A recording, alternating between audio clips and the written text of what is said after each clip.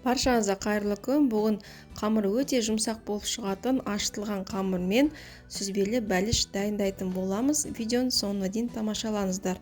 Ең алдымен оның үстіне маргаринді 2 ас қасық қаймақты салып жақсылап тұрып араластырамыз. Бұл жерде маргаринді үгітуіміз қажет.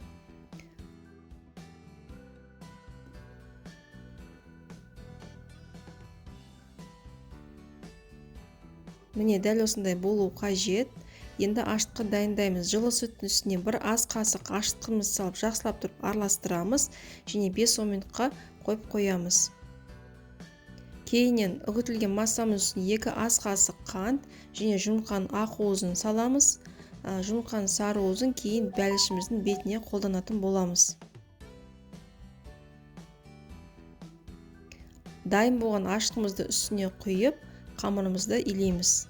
Дайын болған қарымымызды бетін жауып 1-2 сағатқа көтерілгенше қойып қоямыз.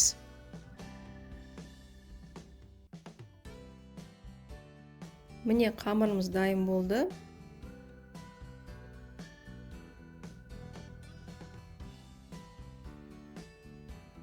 Енді осы қамырымызды бірден пергамент қағаздың үстіне қойып, домалақ етіп жаямыз.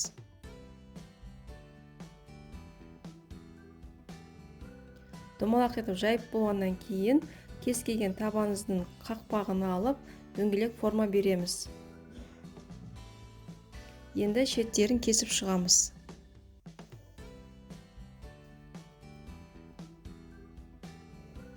Шеттерін кесіп болғаннан кейін кескен қамырларымызды айқастырып түйіп шығамыз.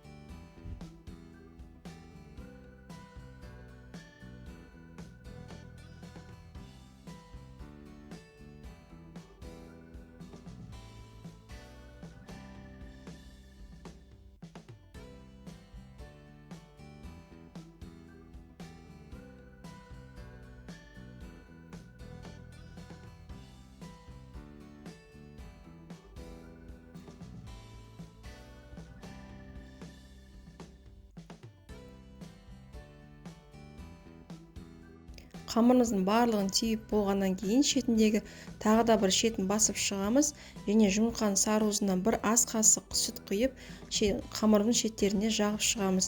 Пищевая пленкамен бетін жауып 20 минутқа қойып қоямыз. Осы кезде салмасын дайындаймыз. Ол үшін сүзбеге ванильный сахарды 2 ас қасық қантты және 1 ас қасық қаймақты салып жақсылап тұрып араластырамыз.